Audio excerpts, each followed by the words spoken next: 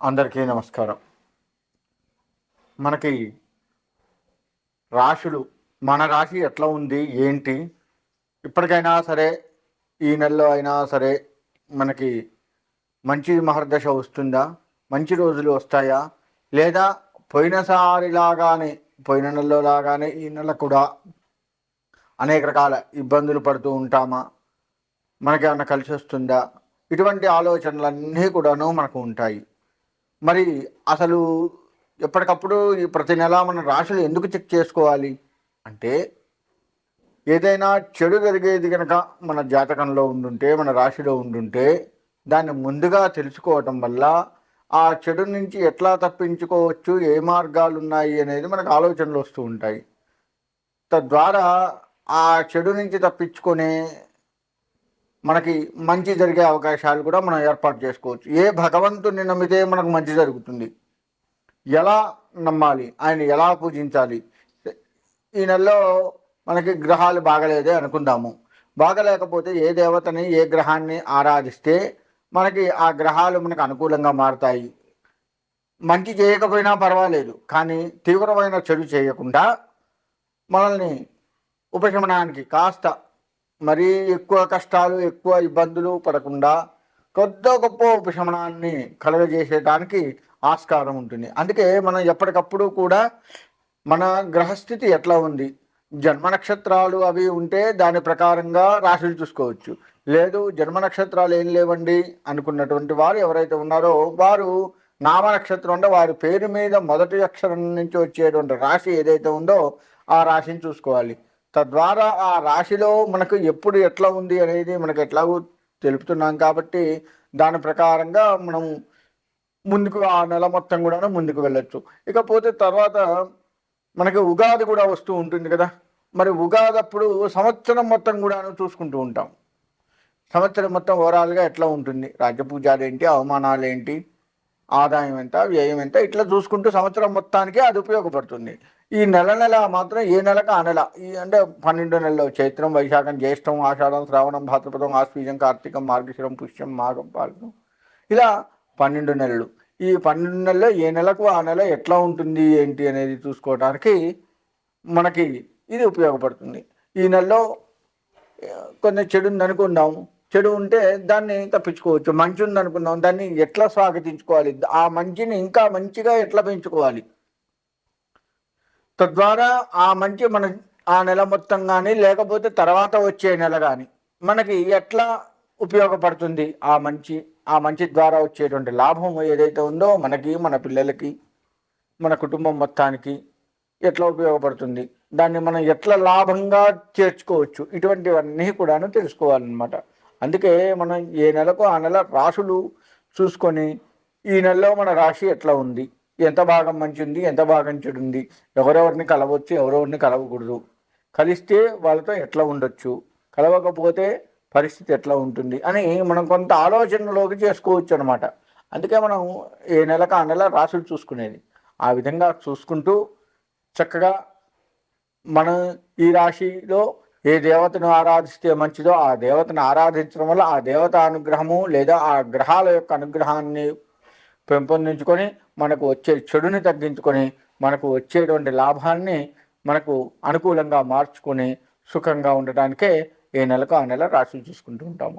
మరి ద్వాదశ రాశుల్లో కుంభరాశి, కుంభరాశి వారికి పరిస్థితి ఈ మార్చి నెల మొత్తం ఎట్లా ఉంటుందయ్యా అంటే, నిజంగా వాళ్ళ రాశికి తగ్గట్టుగా నిండు కుండలాగా ఉంటారు. నిండు కుండ ఎలాగైతే తొనకకుండా ఉంటుందో వీరి మనస్తత్వం కానీ వీరి వ్యవహారాలు కానీ అదే విధంగా ఉంటాయి.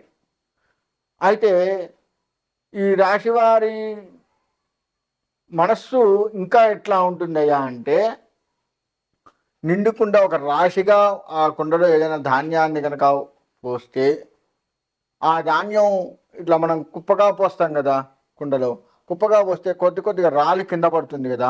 ఆ విధంగా వీరి మనస్సు కూడా కొంత బీదవాళ్ళ వైపు మొగ్గు చూపి, అయ్యో వీళ్ళు ఇంత కష్టపడుతున్నారే అని చెప్పేసి వీళ్ళ మనస్సు కూడా జాలితో వారి వైపు జారిపోతుంది అన్నమాట. ఆ విధమైనటువంటి మనస్తత్వం కలిగినటువంటి వారు ఈ కుంభరాశి వారు. అయితే ఈ రాశి వారిలో నిజంగా చెప్పాలి అంటే అన్ని రకాలుగా బాగుంటారు. ఆర్థికంగా, ఆరోగ్యపరంగా అన్ని రంగాలుగా వీరు బాగుంటారు. అన్ని రంగాల వారు కూడా బాగుంటారు. ఇక ఒక్కొక్క వాళ్ళని విడదీసుకుంటూ వస్తే అంటే వ్యవసాయము, ఉద్యోగము, వ్యాపారము, రియల్ ఎస్టేటు ఇలా ఒక్కొక్క వారిని విడివిడిగా చూసుకుంటే చిన్న చిన్న మార్పులు కూడా కనపడే అవకాశం ఉంది. ఈ మార్చి నెలలో వీరి మనస్తత్వం మాత్రమే ఇప్పుడు మనం చెప్పింది. కొన్ని మార్పులతో ఏ విధంగా ఉంటుందో ఇప్పుడు తెలుసుకుందాం. వ్యవసాయ రంగానికి వచ్చినట్లయితే వీరు పెట్టిన పెట్టుబడి వెళ్ళడమే కాకుండా మంచి లాభాన్ని చవిచూస్తారు. కుటుంబంలో ఆరోగ్యంగా కలిసిమెలిసిపోయి ఉంటారు. కుటుంబంలో ఆరోగ్యం ఎక్కువగా ఉంటుంది. ఇంతకు ముందు ఉన్నటువంటి అనారోగ్య సమస్య ఏదైతే ఉందో అది సమసిపోయి ఆనందంగా ఉంటారు. వీరితో ఎవరు కలిసి పనిచేసినా కానీ వారు కూడా తృప్తిగా ఉంటారు. ఎటువంటి ఇబ్బంది లేకుండా తృప్తికరమైనటువంటి జీవితాన్ని ఉంటారు. భాగస్వాములు ఎవరైతే ఉంటారో వీరి వ్యవసాయం కానీ ఇంట్లో ఉన్న భాగస్వామి కానీ ఆనందంగా ఉంటారు. ఈ విధంగా వ్యవసాయ రంగం చక్కగా కలిసిమెలిసి ఆర్థికంగా అన్ని రంగా ఆరోగ్యపరంగా ఆనందపరంగా ఇంట్లో కూడాను బాగుంటుంది. ఇంట బయట వీరికి అన్ని రకాలుగా కూడాను వ్యవసాయ రంగం వారికి బాగుంటుంది. ఇక ఉద్యోగ విషయానికి వస్తే ఉద్యోగంలో చేస్తున్నటువంటి వారు ఎవరైతే ఉన్నారో అది చిన్న ఉద్యోగం కావచ్చు, పెద్ద ఉద్యోగం కావచ్చు, ప్రతి వారు కూడా వీరితో కలిసిపోయి ఉంటారు. ప్రతి వారితో కలవరికగా ఉంటారు. ఇంతకుముందు బదిలీ అయి ఉన్నారో అనుకున్నాం. ఇప్పుడు ఇంతకు ముందు చేస్తున్న ఉద్యోగంలో ఎటువంటి వాళ్ళు ఎంక్వైరీ చేసుకుంటే చాలా మంచివాడురా, వీళ్ళతో కలిసిపోతాడు, అందరితో కూడాను చాలా మంచిగా పనిచేస్తాడట, సిన్సియర్గా ఉంటాడట. ఎంత సిన్సియర్గా ఉన్నా అందరితో కలిసిపోయి కలవడికగా ఉంటాడు అనేటువంటిది వీరికి పేరు వస్తూ ఉంటుంది. అంత బాగా ఉద్యోగం చేస్తుంటారు. కొత్త దాంట్లో అంతే, పాత దాంట్లో అంతే. పాత దాంట్లో కూడా అయ్యో వీడు వెళ్ళిపోయినారే, వీడు ఉంటే బాగుండే, వీరు ఉన్నప్పుడు మనకు అనేక రకాల సలహాలు ఇచ్చేటువంటి వారు, మనకు ఏదో ఒక పని చేసి పెట్టేటువంటి వారు ఇప్పుడు అటువంటి వారు లేరు అని వీరి గురించి బాధపడేంత రీతిగా వీరు కలిసిపోతారు. అది ఉద్యోగ రకంగా వీరి పరిస్థితి ఆ విధంగా ఉంటుంది. రియల్ ఎస్టేట్ రంగంలో చేస్తే వీరికి చిన్న చిన్న ఇబ్బందులు వస్తాయి. అంతేకాకుండా ఈ రియల్ ఎస్టేట్ రంగంలో వారు ఉన్న భూమిని అమ్ముకొని లాభాలు చవిచూస్తారు, చక్కగా ఉంటుంది. కానీ వీరు పొలాలు కొంటారు చూసారా, ఆ పొలాలు కొనేటప్పుడు ఆ వ్యవసాయదారుని మభ్యపెట్టి కొంటారు, అత్యాశలు చూపించి కొంటారు.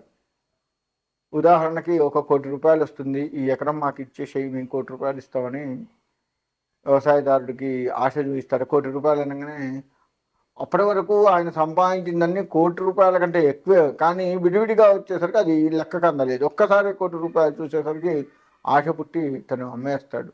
అమ్మేసిన తర్వాత ఆ 1 కోటి రూపాయలు ఎన్నాళ్ళు ఉంటాయి? కొన్నాళ్ళు మాత్రమే ఉంటాయి కదా. అంటే మనం చూపించే ఆశ పెట్టే ఆశ ఎట్లా ఉంటుందయ్యా అంటే, వా ఈ 1 కోటి రూపాయలతో నువ్వు డూప్లెక్స్ ఇల్లు కొనుక్కోవచ్చు, నువ్వే రాజువి, నీకే బాగుంది, ఇక మిగిలిన డబ్బులు ఫిక్స్డ్ చేసుకుంటే నెలకి 1,00,000 రూపాయలు వస్తూ ఉంటాయి, హాయి కూర్చొని తినొచ్చు, నువ్వు ఈ కష్టం ఇవన్నీ పడక్కర్లేదు అని ఎక్కువ మనం ఇచ్చే మొత్తానికి ఆశలు ఎక్కువ చూపించి వాడిని మభ్యపెట్టి అది కొంటారు కదా. ఆ డబ్బులు అయిపోయిన తర్వాత అయ్యో మంచి భూమిని అమ్ముకున్నానే, అనవసరంగా అత్యాశకు పోయానే అని ఆ యొక్క వ్యవసాయదారులు పడే బాధ ఏదైతే ఉందో ఆ బాధ మిమ్మల్ని, మీ వంశాన్ని కూడా పీడించే విధంగా ఉంటుంది. కాబట్టి ఆ విధమైన పరిస్థితి వ్యవసాయ రంగానికి వస్తుంది. ఇక రాజకీయ పరిస్థితికి వస్తే అన్ని చోట్ల బాగుంటారు, అన్ని రంగాలుగా బాగుంటుంది, ప్రతి చోట అందరి మన్ననలు పొందుతుంటారు, అంతా బాగుంటుంది. ఇలా ఏ రంగం వారు చూసుకున్నా వ్యక్తిగతంగా ఈ రాశి వారికి చిన్న చిన్న ఇబ్బందులు వస్తున్నప్పటికీ కూడాను ముఖ్యంగా రియల్ ఎస్టేట్ రంగంలోనే ఎక్కువ ఇబ్బందులు వస్తాయి, ఎక్కువగా పాపం మూట కట్టుకునే పరిస్థితి కనపడుతూ ఉంది. ఇక ఏది చేసినప్పటికీ కూడాను ఈ రాశి వారికి బాగుందనే చెప్పుకోవచ్చు.